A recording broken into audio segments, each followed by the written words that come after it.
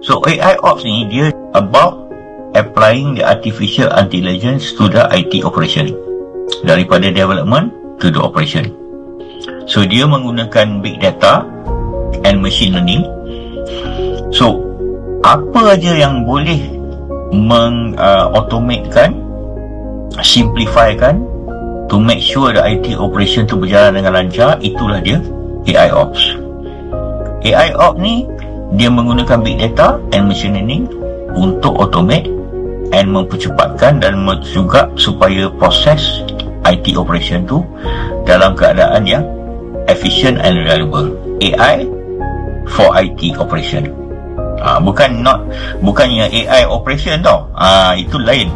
AI operation lain. Ini AI, menggunakan AI untuk IT operation. Itulah dia AI Ops.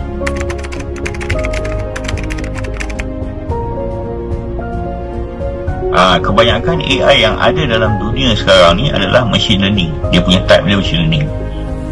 Okay, other than machine learning, kita tahu macam contoh computer vision. Computer vision ni kalau you tengok dekat parking lot, dekat mana-mana shopping mall, sekarang kalau you masuk dalam parking tu, you tak perlu dah ambil tiket, ataupun you tak perlu dah sama ada ambil tiket ataupun ambil duit shilling untuk bayar parking. Dia akan scan you punya plate number, and then bila you keluar, dia akan tahu dah berapa lama you parking kat situ. So that is computer vision. Apart from that, yang paling popular sekarang ni apa? Generative AI.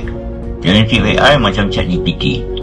So kita boleh menggunakan ChatGPT untuk juga tolong kita punya operation. For example, kalau dalam kita punya IT service, kita boleh menggunakan apa? Chatbot. Sebelum orang tu raise the ticket, dia akan tanya dulu ke chatbot. Dia cakap ada masalah dengan something, dengan you punya login for example. Dan chatbot tu akan tanya, okay, please provide your detail. So detail orang yang report tu akan di capture dulu. So benda-benda tu semua automate, memudahkan kerja untuk seorang yang jaga IT operation.